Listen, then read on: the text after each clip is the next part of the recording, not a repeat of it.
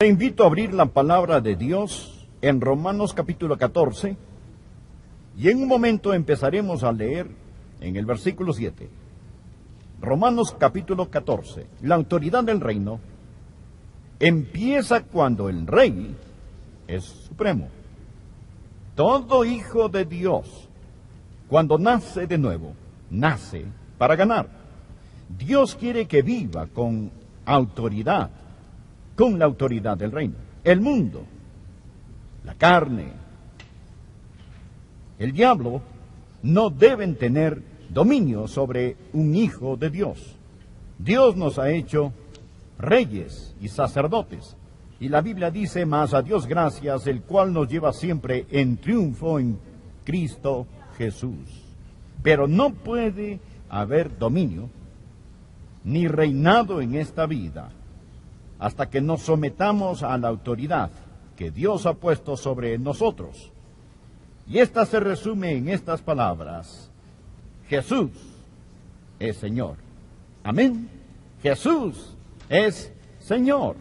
La autoridad del reino nunca se otorga a los rebeldes. Y si se rebela contra el rey, nunca conocerá la autoridad del rey en su vida. Por favor, leamos Romanos capítulo 14, empezando con el versículo 7. Porque ninguno de nosotros vive para sí, y ninguno muere para sí. Esto quiere decir que no somos independientes o autónomos. Ninguno muere para sí mismos. Pues si vivimos, para el Señor vivimos, y si morimos, para el Señor morimos. Así pues, sea que vivamos o que muramos, del Señor somos, porque Cristo para esto murió y resucitó, y volvió a vivir, para ser Señor, así de los muertos como de los que viven. Pero tú, ¿por qué juzgas a tu hermano? O tú también, ¿por qué menosprecias a tu hermano? Porque todos compareceremos ante el tribunal de Cristo. Porque escrito está: vivo yo, dice el Señor, que ante mí se doblará toda rodilla, y toda lengua confesará a Dios. De manera que cada uno de nosotros dará a Dios cuenta de sí. Lo que había pasado es esto. En la iglesia de Roma, los creyentes habían empezado a juzgarse entre sí. Estaban criticándose acerca de cosas donde habían opiniones válidas y diferentes, acerca de días, dietas, conductas particulares. Y lo que el apóstol Pablo dijo en este capítulo que habla acerca de estas cosas que son dudosas fue lo siguiente: por favor, quiten su mirada de los demás, dejen de juzgar, dejen de criticarse entre sí. No es su opinión acerca de ellos la que cuenta, ni lo que ellos piensan de usted lo que cuenta. Recuerde esto: usted pertenece a Jesús. Él es Señor. Él es Señor. Es por eso que Él lo puso en medio de este pasaje. Una de las peores cosas que podría pasar en una iglesia es que quitemos nuestra mirada de Jesús y la pongamos en los demás. Amén. Jesús es Señor. Si vivimos o si morimos, pertenecemos a Jesucristo, porque Él murió y resucitó de nuevo, y por eso Él es Señor. ¿Qué significa la palabra Señor? La palabra Señor significa el que tiene el poder absoluto, la autoridad absoluta, el que es dueño, amo, y ese es el Señor Jesucristo. Permítame decir esto: la verdad fundamental del Nuevo Testamento es que Jesucristo es Señor. Entender eso es la clave fundamental para conocer y ejercer la autoridad del reino. A Jesucristo se le llama Señor nada menos que 747 veces en el Nuevo Testamento. Usted dirá: Pastor Rogers, si eso es verdad, creo que lo haré Señor. Es demasiado tarde para eso. Él ya es Señor. Hechos capítulo 2, versículo 36. Sepa pues ciertísimamente toda la casa de Israel que a este Jesús, a quien vosotros crucificasteis, Dios le ha hecho Señor y Cristo. Usted no puede hacerlo Señor. Lo único que usted puede decidir hoy es, primero, reconocería su señorío y dos, se postrará ante Él. ¿No es cierto? Él ya es Señor. Permítame hacer dos preguntas. La primera pregunta, ¿cree que Jesucristo es Señor? La segunda pregunta, ¿se ha entregado usted al señorío de Jesucristo? ¿Es Él Señor de todo lo que usted tiene y de todo lo que hace? ¿Es Él Señor de sus pensamientos? ¿Es el Señor de su lengua? ¿Es el Señor de su temperamento? ¿Es el Señor de su tiempo? ¿Es el Señor de su testimonio? ¿Es Él Señor? Ahora deseo que pensemos en tres cosas. En primer lugar, quiero que usted piense acerca de la demanda redentora de su señorío. Anótelo, la demanda redentora de su señorío. ¿Cómo afirma que es el Señor? Porque Él murió por nosotros. Mire el versículo 9. Porque Cristo para esto murió y resucitó y volvió a vivir, para ser Señor así de los muertos como de los que viven. Jesús murió para reclamarnos como Señor. Cuando Él murió por nosotros, estaba redimiéndonos, comprándonos. ¿Por qué es Él Señor?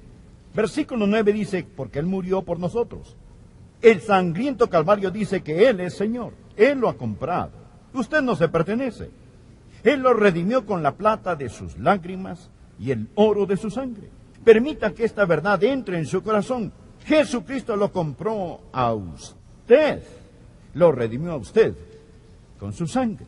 Y usted no tiene ningún derecho. Escuche, no tiene ningún derecho en lo absoluto de hacerse llamar cristiano si Jesucristo no es Señor de su vida. Ningún derecho. Verá, usted se salva al creer que el Señor Jesucristo es Señor y entregarse a ese señorío. Romanos 10, versículos 9 y 10.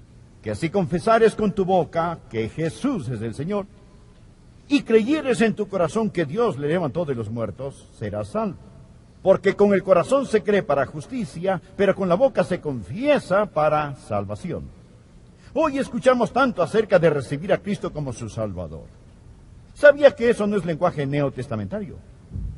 La Biblia no habla acerca de recibir a Cristo como su Salvador. Él es Salvador. Usted recibe a Cristo, quien es también Señor. La Biblia dice, cree en el Señor Jesucristo y será salvo. Usted dirá, ¿cuál es la diferencia? Bien, cuando Joyce y yo nos casamos fue un día maravilloso. Suponga que el predicador me hubiera preguntado, ¿toma a Joyce como su legítima esposa? Imagínese que hubiera respondido, la tomo como servicio doméstico. Tengo la vaga impresión de que no me hubiera casado. Tomo a Joyce, es decir, todo lo que ella es. Verá, yo le dije a ella y a ese predicador, sí, la tomo. Y he pasado varios años aprendiendo lo que hice. Ahora, yo di todo mi ser a todo su ser. No entendía de qué se trataba el matrimonio, aún estoy aprendiendo de qué se trata. Cuando di mi corazón a Jesús, no entendía de qué se trataba todo, pero yo no me entregué con los dedos cruzados a mis espaldas. Yo di todo lo que conocía de mi ser, a todo lo que conocía de Jesús. Yo le dije sí, a Él. Yo tomé a Jesús y usted también debe hacerlo. Él es Señor. Se lo digo de corazón. Escúcheme. No crea que la salvación es como una línea de la cafetería donde usted dice, hoy tomaré un poco de salvación, pero nada de señorío, gracias. Jesucristo es Señor. Que si confesares con tu boca que Jesús es el Señor y creyeres en tu corazón que Dios le levantó de los muertos, serás salvo. Y usted no puede tener lo que Él da a menos que acepte quién es Él. Él es Señor. Ahora, amigo, uno de los más grandes predicadores ha sido Carlos Haddon Spurgeon. Vale la pena escuchar lo que él dijo. Si el converso declara que él conoce la voluntad del Señor, pero no le presta atención, es su deber asegurarle que no es salvo. No piensen que el Evangelio es magnificado O Dios es glorificado al ir a los mundanos y decirles que se pueden salvar en ese momento simplemente al aceptar a Cristo como su Salvador. Mientras están casados a sus ídolos con sus corazones, y sus corazones aún están enamorados del pecado. Si hago eso, les digo una mentira, pervierto el Evangelio, insulto a Cristo, convierto la gracia de Dios en lascivia. No es Cristo y, es Cristo o. Ahora, ¿por qué? ¿Por qué Él murió por nosotros? Para reclamarnos como Señor. Existe la demanda redentora de su señorío. El segundo punto que quiero que usted note.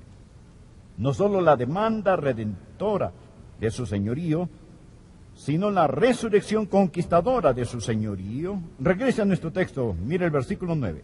Porque Cristo para esto murió. Él murió para reclamarnos como Señor y resucitó. Resucitó para controlarnos como Señor. Existe la demanda redentora y la resurrección conquistadora de su señorío. Él mostró ser Señor, el Hijo de Dios por medio del poder de la resurrección de los muertos. Cuando murió, se entregó por nosotros. Pero cuando resucitó, Él se entregó a nosotros. Y ahora vive en nosotros como Señor. ¿Qué significa eso para usted? Uno, significa su sumisión completa. No puede haber ningún otro en su vida. Ninguno puede servir a dos señores. Jesús no será rey en su tiempo extra, un rey de media jornada con un dúplex de trono. Significa que usted solo se compromete con Jesucristo. Alguien dijo, Él debe ser Señor de todos y va a ser Señor del todo. Segundo, significa que Él es dueño de todo lo que usted posee. Cuando un hombre posee un esclavo, posee todo lo que el esclavo posee. Y somos esclavos de Jesucristo. De paso, he notado que lo que un hombre hace con sus posesiones es una buena indicación si Jesucristo es o no Señor de su vida. Usted dirá, Él es Señor de mi vida, yo le doy el 10%. Entonces Él no es Señor del 90%. Amigo, Él es Señor de todo. Él no posee el 10%. Él posee todo lo que usted tiene. Cuando usted trae su diezmo a la casa de Dios, cuando usted da lo que Dios le ha puesto en su corazón, eso es solo una expresión tangible del hecho de que Él lo posee todo. ¿Sabe qué es lo que dice cuando usted da? Usted dice, Señor, esta ofrenda es una expresión tangible, visible, de mi rendición total a ti. Este regalo representa mi inteligencia, representa mi sudor, representa mi habilidad, representa mi tiempo, mi intelecto. Eso fue lo que requirió conseguirlo. Y cuando lo doy, cuando te lo devuelvo, solo representa que todo pertenece a ti y que yo soy tu administrador. Por eso, que Jesucristo viva para controlarlo significa obediencia indisputable. Jesús hizo una pregunta pertinente en el capítulo 6 de Lucas, versículo 46. ¿Por qué me llamáis Señor, Señor, y no hacéis lo que yo digo? Eso es una contradicción de términos. Debemos entregar al Señor Jesucristo nuestra lectura, nuestra recreación, nuestro tiempo, nuestros amigos, nuestra vacación. Todo lo que hacemos debe estar bajo su control. Usted dirá, Pastor Rogers, acaba de arruinar mi vida. Es decir, me acaba de excluir, no puedo ser yo mismo. Eso es terrible. ¿Quién sabe qué me hará si digo eso? Me arruinará. Escúcheme, escúcheme. Él quiere para usted lo que usted querría para sí, si tuviera la suficiente inteligencia para quererlo. Bien, aquí tenemos el tercer y último punto que quiero que vea. No solo existe la demanda redentora de su señorío y la resurrección conquistadora, sino también debe haber la confesión real de su señorío. Pablo continúa diciendo en este capítulo que llegará el día cuando todos nos arrodillaremos y confesaremos que es Señor. El verso 11, porque escrito está, vivo yo, dice el Señor, que ante mí se doblará toda rodilla y toda lengua confesará a Dios. Usted confesará a Cristo como Señor. Verá, si no lo hace en este mundo, lo hará en otro mundo. Ponga en su margen Filipenses 2, versículos del 9 al 11. Me fascina esto. Habla de Jesús que dejó el cielo, caminó las polvorientas playas de Galilea, colgó en agonía en una cruz. El versículo 9 dice, por lo cual, escuche esto, Dios también lo exaltó hasta lo sumo y le dio un nombre que sobre todo nombre, para que en el nombre de Jesús se doble toda rodilla de los que están en los cielos, está hablando de los ángeles, y en la tierra, estos son los humanos, y debajo de la tierra, estos son el diablo y los demonios, y toda lengua confiese que Jesucristo es el Señor, para gloria de Dios Padre. Es un hecho futuro histórico que todo ser creado un día confesará que Jesús es el Señor. Esto no significa que sean salvos, mas un día lo confesarán como Señor. Los santos de todas las edades se arrodillarán ante Jesucristo. Noé dirá Jesús es Señor. Moisés dirá Jesús es Señor. Abraham dirá Jesús es Señor. Isaac dirá Jesús es Señor. Jacobo dirá Jesús es Señor. Isaías, Ezequiel, Daniel, al unísono dirán Jesús es Señor. Todos los reyes y gobernantes que hayan vivido se arrodillarán y dirán, Él es Rey de reyes y Señor de señores. Un día finalmente el mismo Satanás inclinará su cabeza y dirá, Jesucristo es el Señor. Toda lengua confiese que Jesucristo es el Señor. Pero esto es lo maravilloso. Nosotros no tenemos que esperar hasta morir para decir que Jesús es Señor. Si fueran a hacerme una operación y decirme, Adrián, te vamos a cortar la lengua, si tienes algo que decir es mejor que lo digas ahora. Solo tienes fuerzas para decir 3 palabras antes de que te cortemos la lengua y nunca más podrás decir otra palabra más en tu vida. Sé lo que esas 3 palabras serían. Jesús es Señor. Jesús es Señor. Si de algún modo pudiera transmitir a todo el mundo solo 3 palabras, es todo lo que puedo decir. No tendría que titubear ni pensarlo. Yo confesaría que Jesús es Señor. ¿Cuál es esta confesión? ¿Qué hace? Permítame decirle lo que confesar a Cristo como Señor hace. No solo sella la salvación, pero escúcheme muy atentamente. La confesión del señorío de Cristo conquistará a Satanás. Satanás no quiere que lo diga y que lo crea. Cristo es Señor. La confesión y la conquista están entrelazados. Repítalo cuando Satanás lo acosa. Yo soy de mi Señor y Él es mío. Pertenezco a Jesucristo. Satanás, Cristo es Señor en mi vida. Conquista a Satanás. Le diré qué más hace. Consuela a los santos. Confirma a los santos. Cuando usted hace un hábito el confesar el señorío de Cristo, ayudará a que su fe crezca. La confesión fortalece la fe y la fe fortalece la confesión. Usted empieza a hacer algo recíproco. Verá, entre más afirmamos algo a otros, más echa raíz en nosotros. No solo le ayudará para que su fe como santo crezca, sino que le ayudará para que su amor por el Señor Jesús crezca. Nosotros hablamos acerca de las cosas que amamos y las cosas de las cuales hablamos tenemos que amar. Le diré qué más hará. No solo conquista a Satanás y da consuelo a los santos, sino que redarguye a los pecadores cuando declara que Jesucristo es Señor. ¿Sabe cuál es el problema con muchos de nosotros hoy? Muchos de nosotros decimos, bueno, no voy a ser un ganador de almas verbal, abierto, pero le diré que haré. Voy a vivir de tal forma que los que ven mi vida, cuando la vean, quieran ser creyentes. Bien, acérquese. Le quiero decir algo, mi amigo. Ellos no se salvan por su vida, se salvan mediante la muerte de Cristo. Y a menos que usted les comparte el Evangelio, no se van a salvar. De hecho, si ellos ven su vida y no entienden por qué vive así, usted está aceptando alabanza bajo pretensiones falsas. Y usted recibe la gloria en lugar de darle la gloria a Él. Pero cuando usted le dice a sus amigos, Jesucristo es Señor, y Jesús es el que me transformó, y el secreto de mi vida es Jesucristo, quien vive en mí, entonces, amigos, las personas van a reconocer sus pecados. Escucha, amigos, ¿quieren la autoridad del reino? ¿Le gustaría que Dios vierta su vida y su fuerza en usted? Permítame decirle que la autoridad del reino no es para los rebeldes. Usted nunca será sobre hasta que esté bajo autoridad. Usted debe estar bajo el señorío absoluto de Jesucristo. Y no se avergüence de este, ni le tenga miedo. Uno de estos días toda lengua confesará, toda rodilla se doblará y confesará. ¿No cree que ya es tiempo que lo confesemos? Escuche, amigo. ¿No cree que ya es tiempo ahora mismo que tengamos un servicio de coronación? En este momento, en su corazón y en su vida, doble su rodilla y diga que Jesucristo es Señor. En todo corazón y en toda vida humana existe un trono.